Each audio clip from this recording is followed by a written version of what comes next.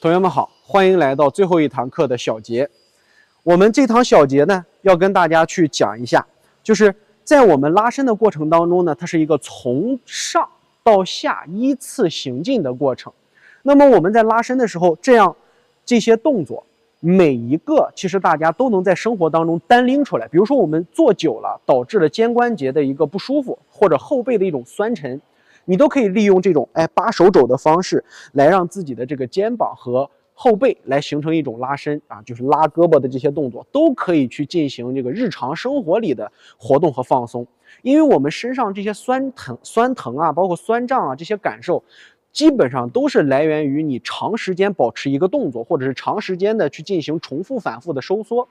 来形成的我们肌肉当中大量的乳酸堆积，或者是关节当中的一些形变或者是病变，从而产生了我们的不舒服、难受。那么我们通过这样一些运动的动作，结合运动生理和运动康复的这个角度，来帮助大家去在生活当中，不仅仅在练拳当中，生活里面一样是可以用到这些动作来进行身体的放松。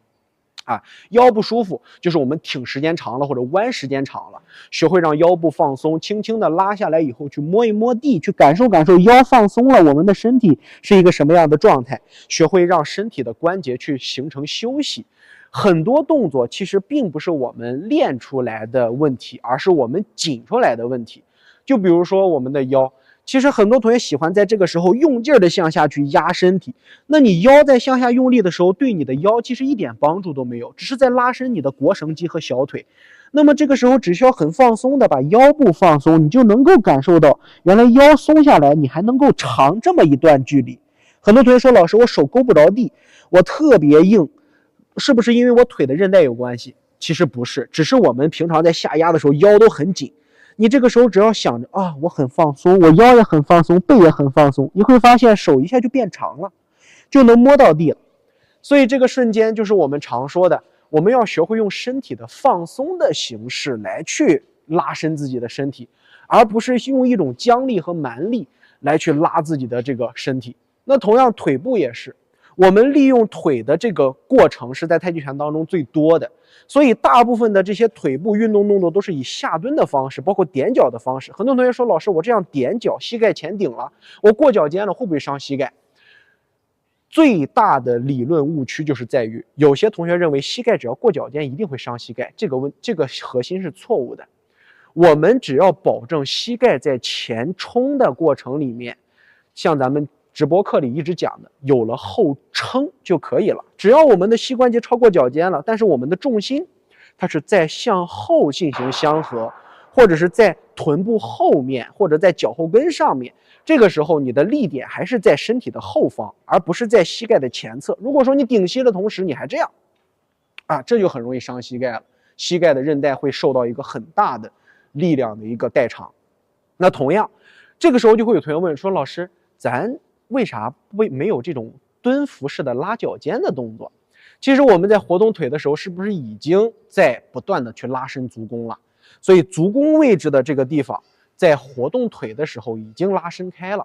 那么这个时候咱做小节的目标就出来了，目的也出来了。我们为啥要拉伸足弓？很多同学说，老师那脚上还需要啥拉伸？我平常走路，大家不知道有没有那样的经历啊？就是正走路的时候，足弓中间有一根筋，突然间抽动紧，而且一走路会有那种拉伸的疼，这就是我们足弓抽筋的一种现象。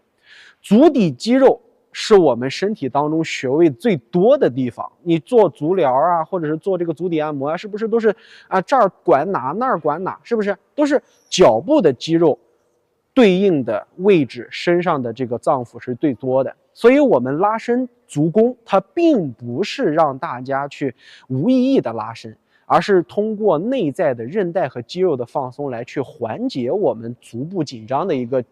情况。因为我们走路走的很多呀，包括练拳都是用脚底往下生根，所以练拳的同时，它也是让大家保持着前脚五指轻轻抓地的一个现象。那久而久之的足弓会不紧张吗？肯定会紧张，所以我们也是要不断的去拉伸。那我们向下蹲伏的这些动作，其实都已经在拉伸足弓了，大家尽管放心就好了。这是我们最后的小节，来跟大家去说一下，练习拉伸的作用和规律以及有效的方式，最后再逐步做一个解释。